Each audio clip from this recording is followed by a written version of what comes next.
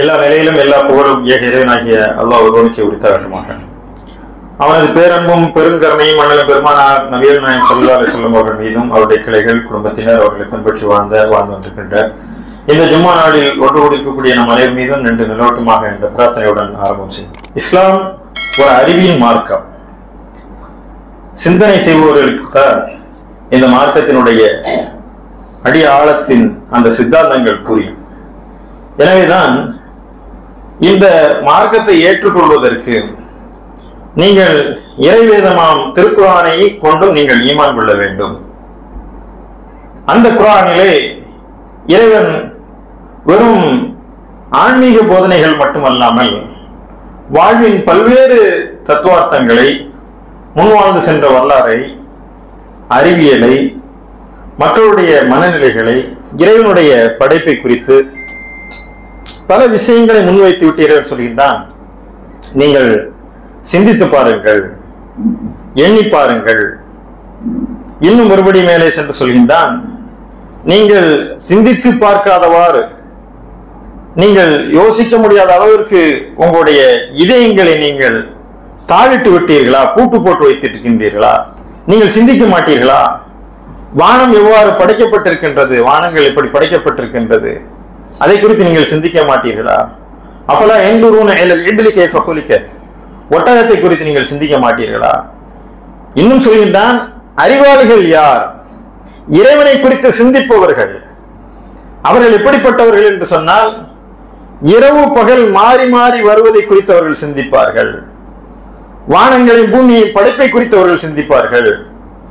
அவ்வாறு சிந்தித்து விட்டு அவர்கள் சொல்வார்கள், அவர்கள் நிற்கின்ற நிலையிலும், நடக்கின்ற நிலையிலும், அமர்ந்த நிலையிலும், படுத்த நிலையிலும், அவர்கள் எல்லா நிலையிலும் இறைவனை அதிகம் துதிப்பவராக இருப்பார்கள்.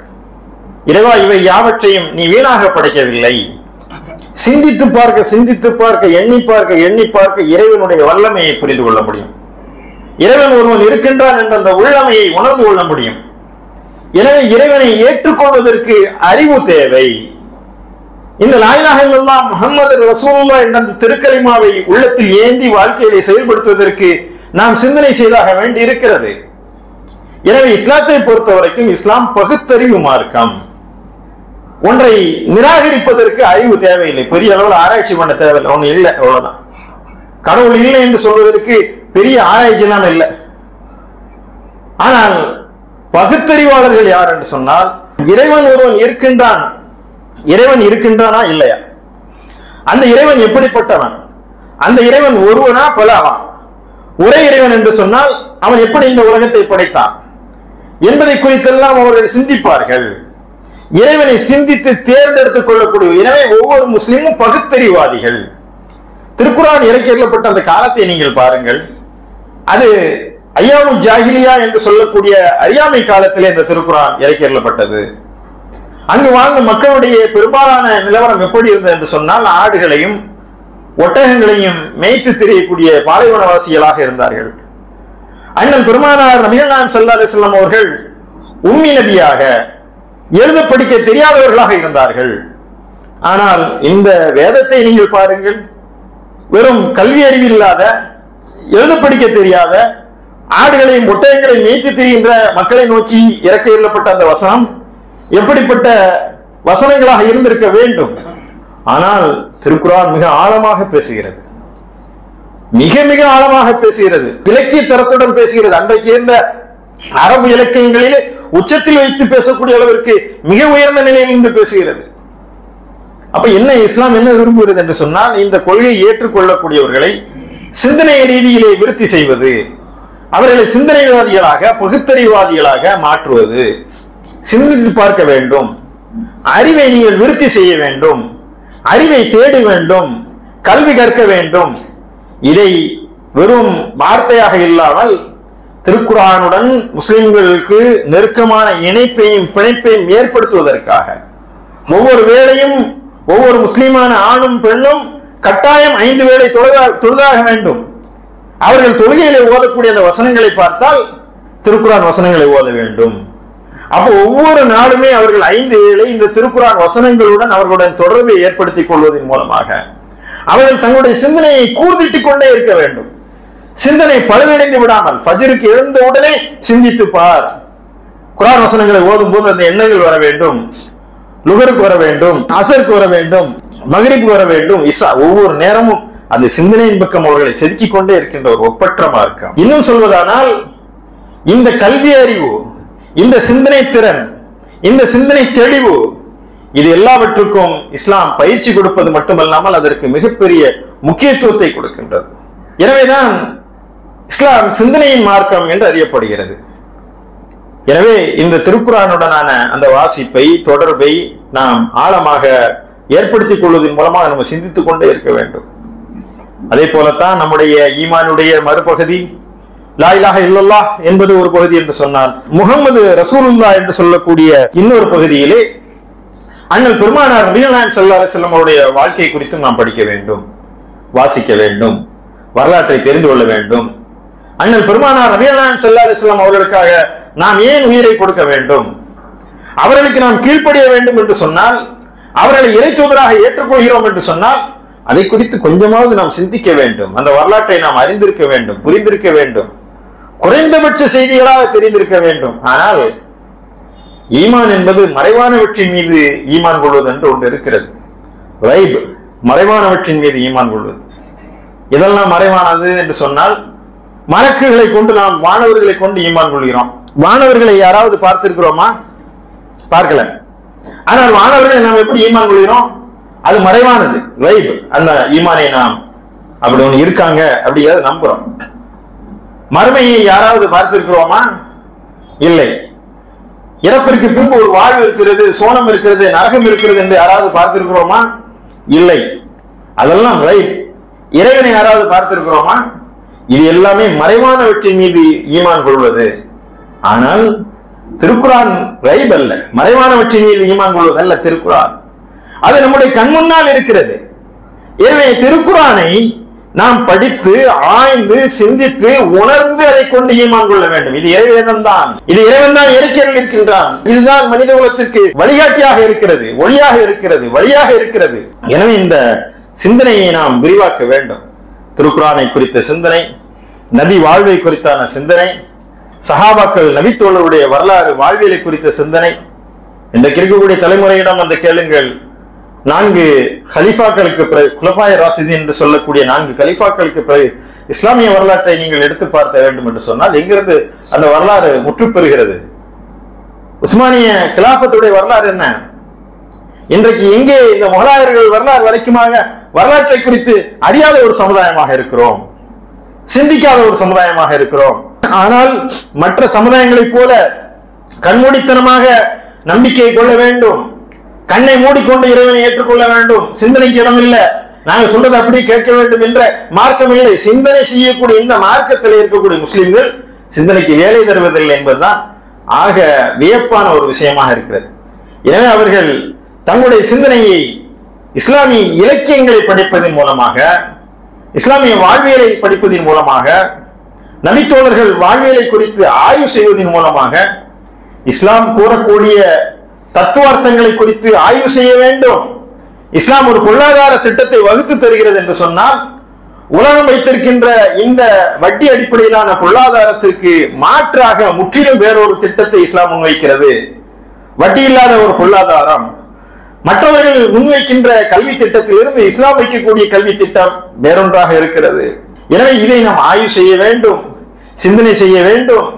அதை நாம் உணர்ந்து கொண்டால்தான் நம்முடைய ஈமான் பலமாக மாறும். மட்டுமல்லாமல் நம்முடைய ஈமான் பலமாக மாறுவது மட்டுமல்லாமல் இதை பிற மக்களுக்கு எடுத்து சொல்ல வேண்டிய கடமை நம்ம ஒவ்வொருவருக்கும் இருக்கிறது.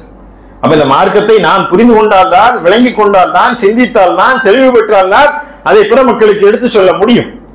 எனவே இந்த மார்க்கத்தை நாம் சிந்திக்க வேண்டும், ஆய்வு செய்ய வேண்டும், அதன்படி நடக்க வேண்டும், அதனை பிறருக்கு எடுத்து சொல்ல வேண்டும். இஸ்லாமிய இலக்கியங்கள் குறித்தான அறிதலும் புரிதலும் நமக்கு தேவை இருக்கிறது. ஆனால் இன்றைக்கு தினசரி பத்திரிகை, நாட்டு நடப்பை படிக்கக்கூடிய முஸ்லிம்கள் எத்தனை பேரு? இந்த முஹல்லாவில் தினசரி பேப்பர் படிக்கக்கூடியவங்க எத்தனை பேரு? இன்றைக்கு அலைபேசி வந்து விட்டது, செல்போன்ல எல்லாம் பார்க்கிறது, வரக்கூடிய செய்திகளை எல்லாம் விழுங்குவது, அது என்ன ஏது எதற்கு அனுப்புறோம் எதையுமே சிந்தனை இல்லாம ஃபார்வேர்டு பண்றது, வதந்திகளை பரப்புவது, சிந்திப்பதில்லை. எனவே நாம் தினமும் எழுந்ததும் நம்மை சுற்றி என்ன நடக்கின்றன, நாம் எந்த மாதிரியான ஒரு காலத்திலே வாழ்ந்து கொண்டிருக்கின்றோம், நாம் அடுத்த கட்டத்தை எப்படி நகர்த்துவது, இதை குறித்தான சிந்தனை முஸ்லிம்கள் அதிகம் செய்தாக வேண்டிய ஒரு காலகட்டத்தில் இருக்கின்றோம். ஆனால் இன்றைக்கு முஸ்லிம்கள் சிந்தனை ரீதியான சமுதாயம் என்ற நிலையில் இருந்து மாறி உணர்வு ரீதியான சமுதாயமாக மாறிவிட்டோம். அறிவுத்தளத்திலே நின்று அறிவு சண்டை செய்ய வேண்டிய ஒரு சமுதாயம், போராட்ட களங்களை மட்டுமே நம்பி ஒரு போராட்ட குழுக்களாக மாற வேண்டிய ஒரு நிலைக்கு நாம் தள்ளப்பட்டு விட்டோம். அவர்கள் வீசுகின்ற பந்துகளுக்கு தடுப்பாட்டம் ஆடக்கூடிய ஒரு சூழ்நிலைக்கு நாம் வந்துவிட்டோம். ஆட்டத்தின் போக்கை தீர்மானிக்க வேண்டியவர்கள் நாம், உலகை வழிநடத்த வந்தவர்கள் நாம், மனித இனத்தை சீர்திருத்த வந்தவர்கள் நாம். எனவே இந்த உலகத்தை கைப்பிடித்து நடத்த வேண்டியவர்கள் நாம் என்று சொன்னால் நாம் அத்தகைய தகுதியின் சிந்தனையும் கல்வி அறிவையும் பெற்றிருக்க வேண்டும். ஆனால் நாம் என்ன செய்கிறோம் என்று சொன்னால் அறிவு சண்டையை விட்டுவிட்டு விவாத களத்திலிருந்து விலகி வெறும் உணர்வு தளத்திலிருந்து நாம் குரல் எழுப்பிக் கொண்டே இருக்கிறோம். நம்முடைய உரைகள் எல்லாம் ஆவேசமான உரைகளா இருக்கிறது, அதுல ஒன்றும் தவறு இல்லை. போராடக்கூடாதுன்னு நாம் சொல்லவே இல்லை. போராட்டம் என்பது ஒரு வழிநிலை, அவ்வளவுதான். ஆனால் போராட்டத்தை மட்டுமே நம்பி நம்முடைய காரியங்களை நாம் மாற்ற முடியாது. சிந்தனை தளத்திலே நாம் இருக்க வேண்டும். இன்றைக்கு நாட்டிலே நடக்கக்கூடிய நிகழ்வுகளை குறித்தான வரலாற்று தரவுகளை நாம் தெரிந்து வைக்க வேண்டும். இஸ்லாத்திற்கு எதிராக முஸ்லிம்களை இழிவுபடுத்தி இன்றைக்கு திரைப்படங்கள் வருகிறது என்று சொன்னால் முஸ்லிம்கள் என்ன செய்யறோம்? அதை தடுத்து நிறுத்தணும், அந்த படத்தை ஓட விடக்கூடாது என்றெல்லாம் நாம் குரல் எழுப்புகிறோம். உண்மைதான், நம்மை குறித்து தவறாக எடுத்து விட்டார்கள், நம்முடைய ஆதங்கத்தை தெரிவிக்க வேண்டிய ஒரு சூழ்நிலையில் நாம் இருக்கிறோம். ஆனால் அதற்கு மாற்று என்ன? அவங்க எடுத்துக்கிட்டே இருப்பான், நீ ரோட்ல கத்திக்கிட்டே இருப்பியா?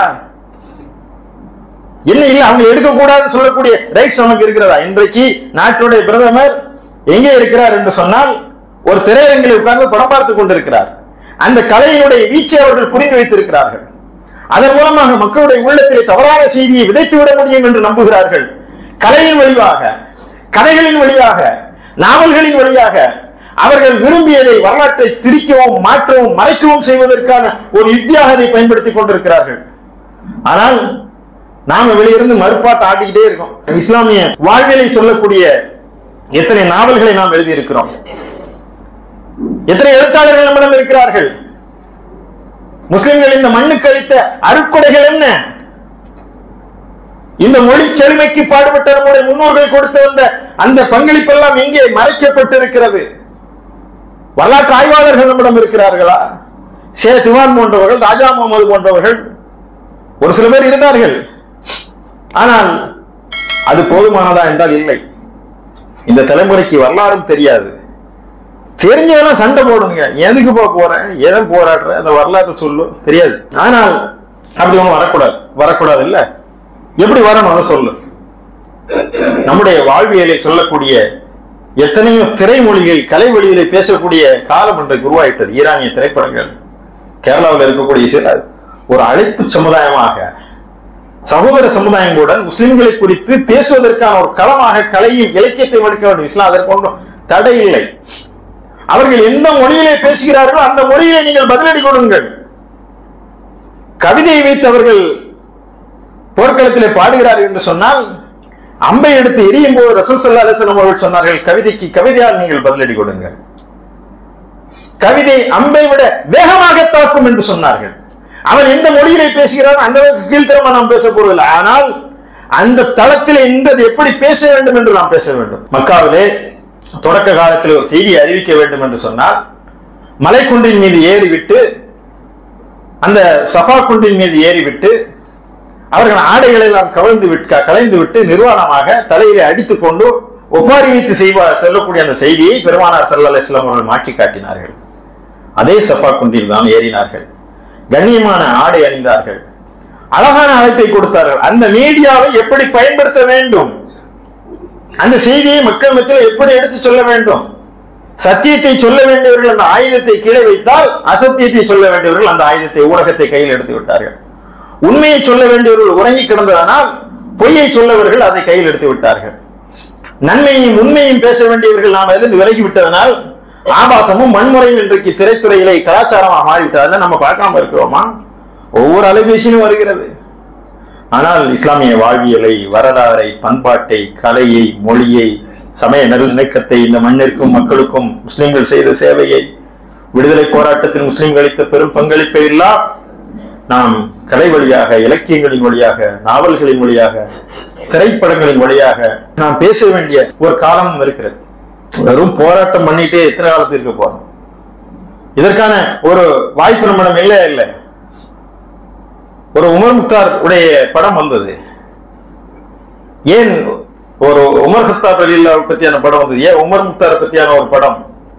அதே போல ஹேமந்த் கர்கரையை யார் கொன்றது? பேசுங்க, அதை பேச வேண்டும் இல்லை, அதையும் அவங்க தான் செய்யணுமா?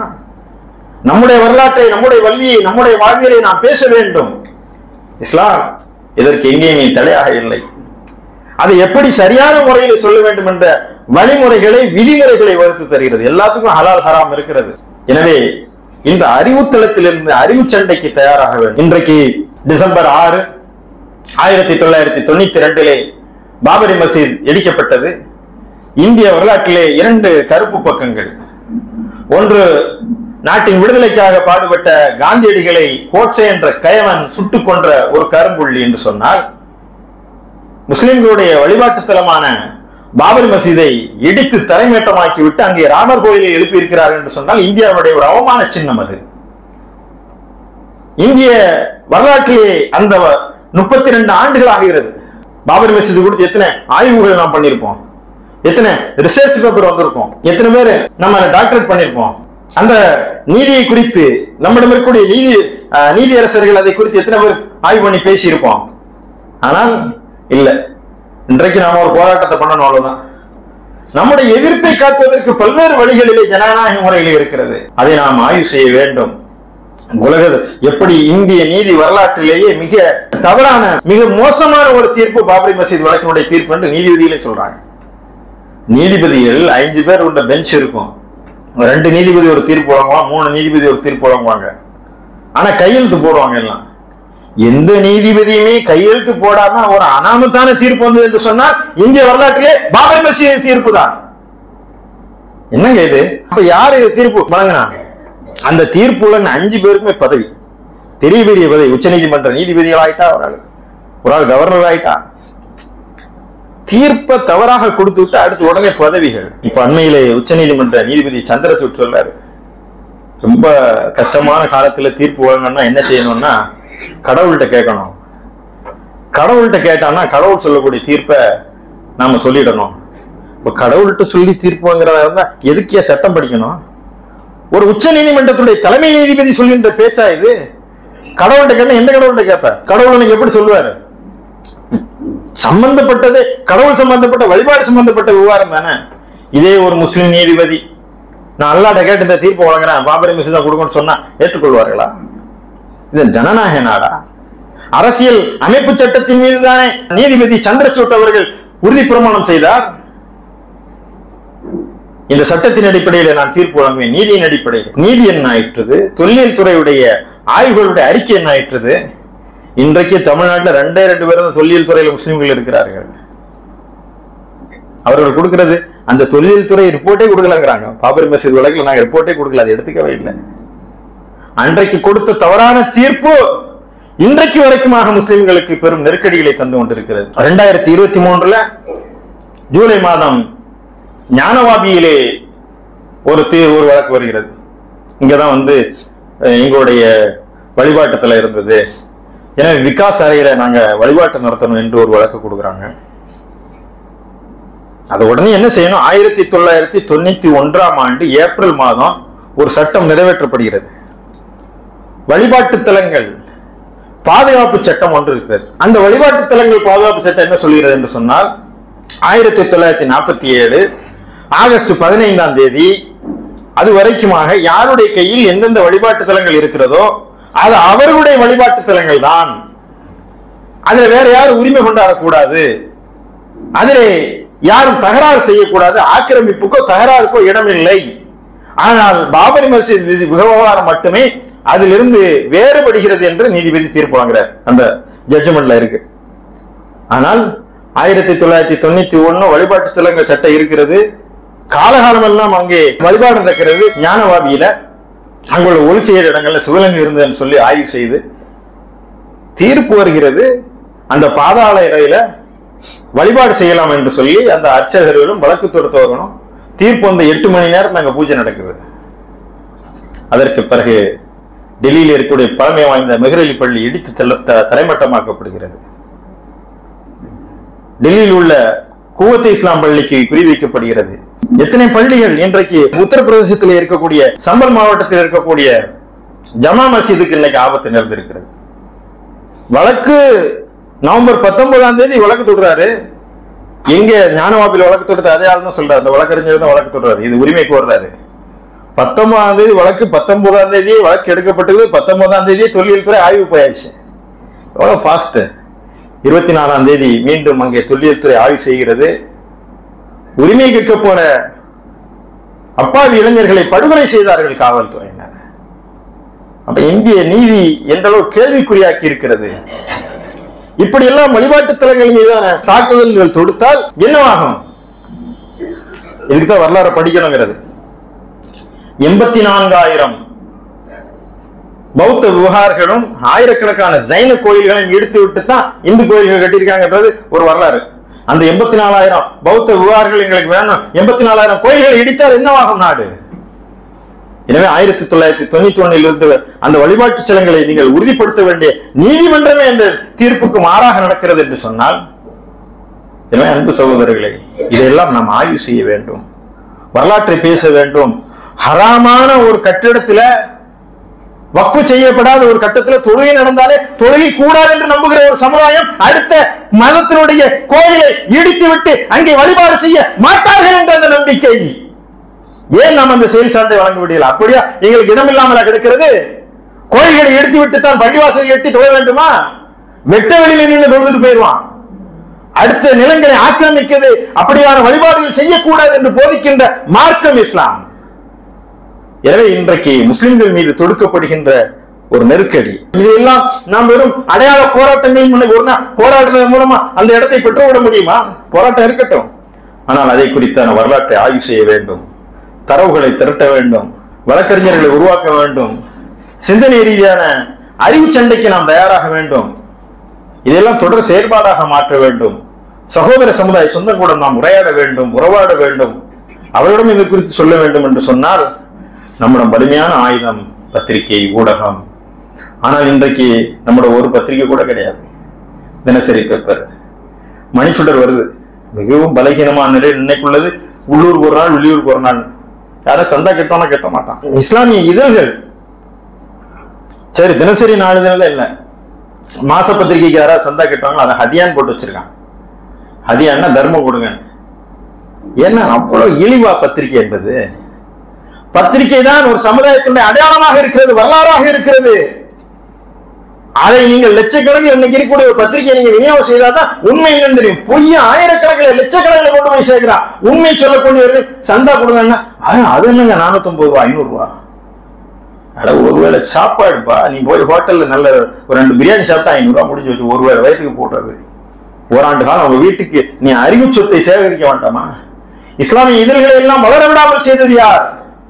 எந்த பத்திரிகையும் சந்தா கட்ட மாட்டோம், எந்த பத்திரிகையும் படிக்க மாட்டோம். ஆனா எங்க பள்ளிவாசல் ஒன்றும் செஞ்சிடக்கூடாது சார், எங்களை பத்தி படம் எடுத்துடக்கூடாது சார், எங்களை பத்தி எதுவும் சொல்லக்கூடாது. நாங்க சொகுசா இருப்போம், நல்ல சாப்பிடுவோம், நல்ல தூங்குவோம், பள்ளிவாசலும் தொழுவோம்.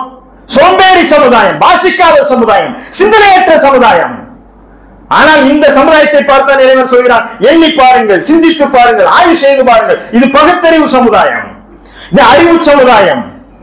ஆனால் இன்றைக்கு அறிவுக்கு வேலை இல்லாத ஒரு சமுதாயமாக இந்த சமுதாயத்தை நாம் மாற்றிவிட்டோம். எனவே இங்கு இருக்கக்கூடிய சிற்றிதழ்களை வாழ வைக்க வேண்டும், எழுத்தாளர்களை ஊக்குவிக்க வேண்டும், வரலாற்று ஆய்வாளர்களை நாம் ஊக்கப்படுத்த வேண்டும், அடுத்த தலைமுறை வரலாற்று ஆய்வாளர்களை உருவாக்க வேண்டும். நாவல்களாகவும் கதைகளாகவும் கலையாகவும் இலக்கியமாகவும் நம்முடைய வரலாறு பதிவு செய்யப்பட வேண்டும். வரலாற்றின் அடியாளங்களுக்கு சென்று உண்மையை எடுத்து எண்ண வேண்டும். அறிவு சண்டைக்கு ஒரு தலைமுறை நாம் உருவாக்க வேண்டும். உணர்ச்சி பூர்வமாக கத்திக்கொண்டு முகநூலிலே 4 பதிவை போட்டுக்கொண்டு அதில் வரக்கூடிய இந்த லைக்குகளுக்கும் ஷேர்களுக்குமாக குளிர் காய்ந்து கொண்டிருக்கக்கூடிய அந்த திண்ணை பேச்சு, வெட்டி பேச்சு, நவீன வெட்டி பேச்சுகள் விட்டு தள்ளிவிட்டு ஆக்கப்பூர்வமான களப்பணிக்கு நாம் திரும்ப வேண்டும். இல்லை என்று சொன்னால் நம்முடைய வாழ்வு, நம்முடைய இருப்பு கேள்விக்குறியாகிவிடும். அல்லாமா இக்பால் சொல்கிறார், வரலாற்றை அறியாத சமுதாயம் வரலாற்றை இழந்துவிடும். எனவே நாம் நம்மிடம் இருக்கக்கூடிய உயிருக்கு ஊசலாடி கொண்டிருக்கக்கூடிய சிறு பத்திரிகைகளை தாங்கி நிறுத்த வேண்டிய ஒரு காலம் இருக்கிறது. தினசரி பத்திரிகையை தொடங்க வேண்டிய ஒரு சூழ்நிலை இருக்கிறது. எனவே நம்முடைய பத்திரிகைகள்லாம் லட்சக்கணக்கில் நாம சந்தா போடணும். நாம ஒரு 50 நான்கு சகோதர சமுதாய சொந்தங்களுக்கு எங்க பத்திரிகை படிங்க, எங்களை பத்தி உண்மை இருக்கிறது என்று சொல்லணும். அதெல்லாம் என்றைக்கு நாம் அறிவு களத்தில் நின்று வேலை பார்க்கிறோமோ அன்றைக்குத்தான் நம்முடைய மார்க்கத்தினுடைய செய்தியை நம்முடைய வாழ்வியலை குறித்து மக்கள் மத்தியிலே பேசுபொருளாக மாற்ற முடியும். இஸ்லாத்தை குறித்து சாதகமான கருத்தை உருவாக்குவதற்கு ஒரு பெரும் பணிதான் இந்த பத்திரிகை பணி. எனவே சிற்றிதழ்களை, இன்றைக்கு இருக்கக்கூடிய இஸ்லாமிய இதழ்களை நாம் அனைவரும் கை கொடுத்து அதை ஊக்கப்படுத்த வேண்டும். ஒவ்வொரு வீட்டிலையும் நீங்க கொடுக்கக்கூடிய அன்பளிப்புகளில் மிகச்சிறந்த அன்பளிப்புக்கும் அம்பசுக்கும் அகலிக்கும் நாரா, உங்கள் மனை மக்களை நரக நெருப்பிலிருந்து பாதுகாப்பதற்காக ஒரு 450 ரூபாய் செலவழித்து நீங்க ஒரு சந்தா, ஒரு வருஷம் சந்தா கட்டிட்டீங்கன்னா 15 நாளைக்கு ஒருக்க உங்க வீட்டுக்கு இஸ்லாமிய செய்தி வந்து கொண்டு இருக்கும். என்ன ஜமா மிசில் என்ன நடக்கு, வக்கு பிரச்சனை என்ன இருக்கிறது, அலியாட் பல்கலைக்கழகத்தில் இன்னைக்கு இருக்கக்கூடிய அந்த சிறுபான்மை அந்தஸ்து குறித்தானது என்ன இருக்கிறது, பங்களாதேஷில் நடந்த விஷயங்கள் என்ன, பலஸ்தீனத்தில் என்ன நடந்து கொண்டிருக்கிறது, யார் இந்த இஸ்மாயில் ஹனியா, யார் இந்த யஹ்யா சின்வார், ஒன்றும் தெரியாத சமுதாயமா இருக்கிறோம் என்று சொன்னால் நாம் வாசிப்பிலிருந்து விலகி இருக்கிறோம். எனவே வாசிப்புக்கு திரும்புங்கள், வாழ்க்கைக்கு திரும்புங்கள். வல்ல ரஹ்மான் நம்மை சிந்தனை உள்ள அறிவு சமுதாயமாக நம்மை மாற்றி வருவதற்கு அருள்புரிவானாக.